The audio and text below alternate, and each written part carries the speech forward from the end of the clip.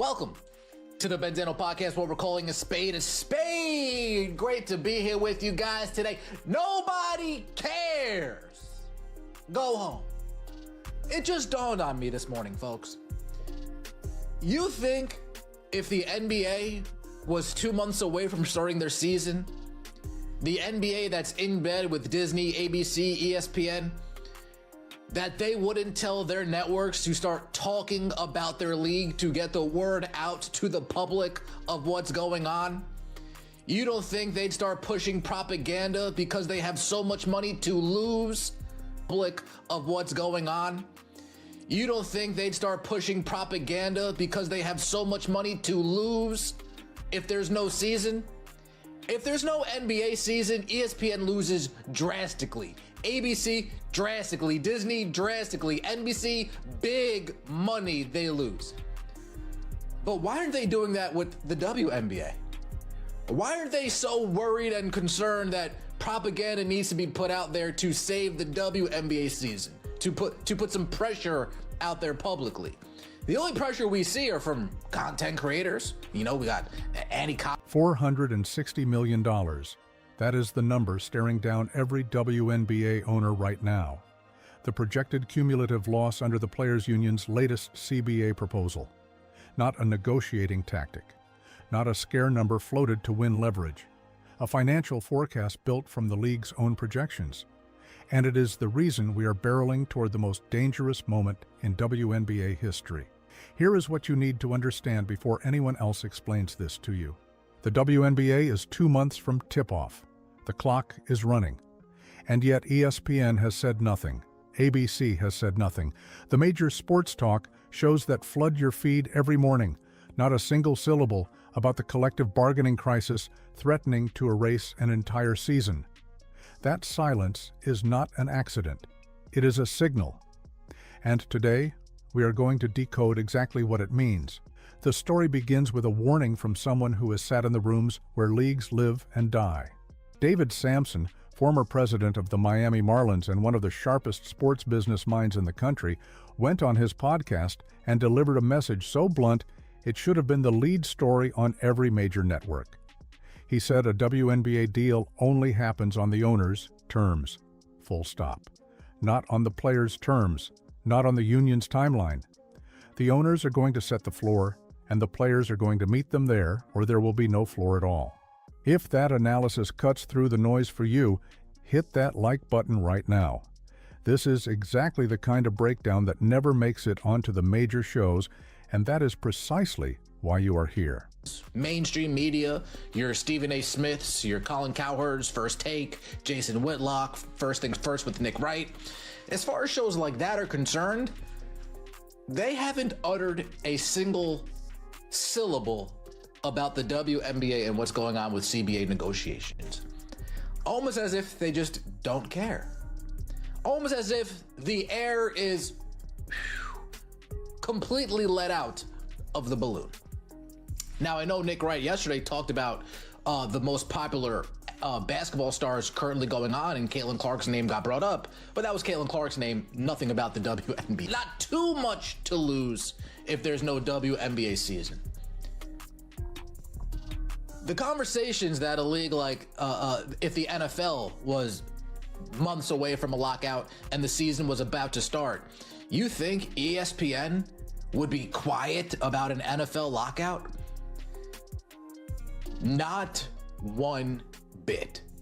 Let's get right into it. Please like the video. Let me know your thoughts in the comments section below. We have a former Major League Baseball executive sending out a warning to the WNBA players. The league's not going to take this.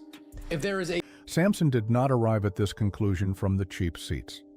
He has watched professional sports franchises bleed through bad deals for decades, and he sees the same fatal pattern forming inside the WNBA's negotiating room. His central argument is this: the players are operating from inside a bubble. They believe the momentum is still building, that the energy from last season's historic viewership numbers guarantees them leverage. But the owners are looking at a completely different set of numbers. They see attendance softening. They see casual viewership migrating back. They see the specific non-transferable nature of a once-in-a-generation phenomenon, and they see one name attached to almost all of it, Caitlin Clark.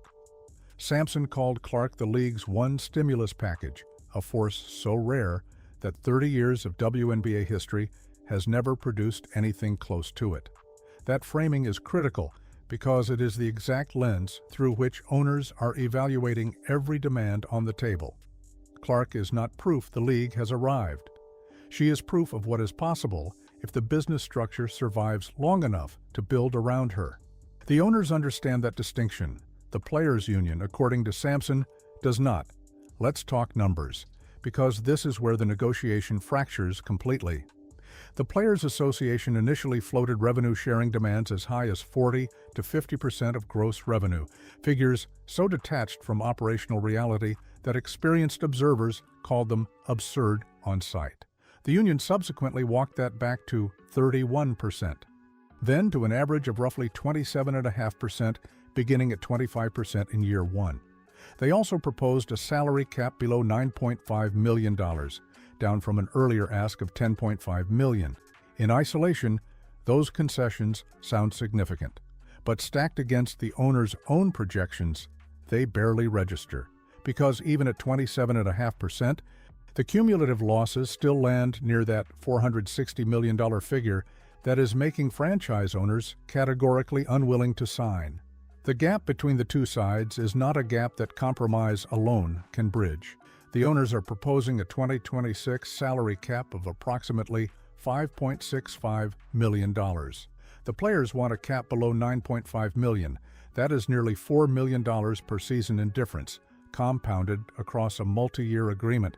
It represents a financial chasm that Samson says requires not incremental movement, but a fundamental reset in how players are valuing the league's revenue capacity. The walls are closing in, and next, we break down exactly why the players' core revenue argument may be built on a foundation that was never going to hold. Drop your red on this in the comments right now. Do you think the players' union is miscalculating their leverage, or are the owners using the financial projections as a pressure tool? This community has been tracking this negotiation longer than most reporters have, and your instincts on this have been sharp. Let's hear them. The most technically explosive piece of this entire standoff is a disagreement that sounds like accounting, but functions like a detonator. Players are demanding that one-time financial events, expansion fees, relocation fees, initial broadcast signing bonuses be counted as part of ongoing gross revenue. Samson fired back on this directly. He argued that non-recurring windfalls are not legitimate components of a business's long-term revenue model, and that the more the union insists on treating them as such, the more certain he becomes there will be no deal. This isn't semantics. It is the difference between a revenue share percentage that is manageable for owners and one that structurally guarantees losses from the first year of the agreement. And here is why that matters beyond the negotiating table. WNBA franchises are largely co-owned with NBA teams. The business plans are integrated. The financial definitions players are fighting for would, if accepted, create accounting standards that ripple into NBA franchise valuations. Samson's argument is that the players are, perhaps without fully understanding it, pushing for terms that would require owners to operate in ways that destabilize the broader business architecture they have built. That is not a gap you close with a counteroffer. That is a structural... To the WNBA players, the league's not going to take this.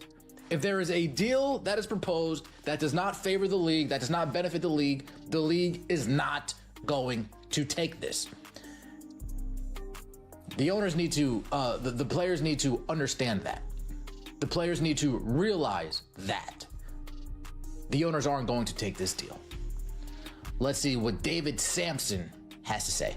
Former executive warns WNBA deal only happens on owners' terms. Uh-oh. Former executive warns, please take this message seriously. He explained during the Nothing Personal with David Samson podcast. Talked about this podcast over at the venue earlier today. He also mentioned in this podcast that if you're the players and you're the owners, Well, the owners see that the air is falling out of the balloon. Falling out of the balloon. You guys understand. The owners see that a lot of the excitement around the league has dwindled. The owners see that. The players are stuck in their own little balloon, their own little bubble. They think it's all roses and daisies outside still. The owners see a different picture. They see the Caitlin Clark picture. Meanwhile, the housing guarantee demand, which sounds on its surface like a reasonable quality of life ask, becomes, inside this financial context, another friction point on a negotiating table already covered in them. When owners are staring down hundreds of millions in projected losses, every additional mandatory expenditure reads as a compounding threat to viability, regardless of how small it appears in isolation. If this level of forensic breakdown is what keeps you coming back to this channel, consider becoming a member by hitting the Join button below. Every member directly funds the research that lets us get this deep into the stories nobody else is willing to touch. Samson's public projection on where the numbers ultimately need to land is the number that should send shockwaves through the Players Association. He suggested owners might be willing to move modestly, but that players need to dramatically drop their revenue-sharing demands, possibly to below 20%, potentially as low as 17%. That is a canyon away from the 27.5% the union is currently defending. And Samson said this not as a casual opinion, but as a projection from someone who has watched the economics of sports labor disputes play out from the inside. His read is consistent with what Mark Cuban and other prominent voices in professional sports ownership have been saying. The players must adopt a business-oriented mindset, or the owners will choose no deal over a bad one. Now, zoom out and look at the media picture, because it confirms everything. If the NFL were months away from a lockout, ESPN would not stop talking. Disney, ABC, NBC, every network with a financial stake in the outcome would flood the zone with coverage, pressure, analysis. The reason they are doing none of that for the WNBA is not indifference to women's basketball. It is a cold calculation that the league's financial impact on their bottom line is so marginal that they could fill that airtime with something else and barely feel the difference. That is a damning statement about where the WNBA sits in the media economy right now. And it is exactly the reality that Samson says the players are failing to internalize. The window here is not abstract.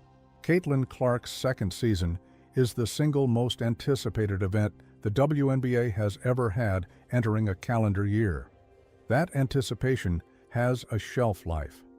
A lockout does not just erase games, it resets the cultural momentum that took years to build and arrived almost entirely because of one player.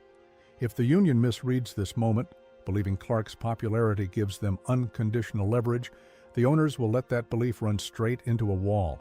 What happens next in these negotiations will determine whether the WNBA capitalizes on its once-in-a-generation window or becomes a cautionary tale about what happens when labor and management cannot agree on what the business is actually worth.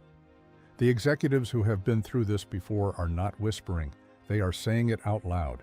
The deal gets done on the owner's terms, or it does not get done at all.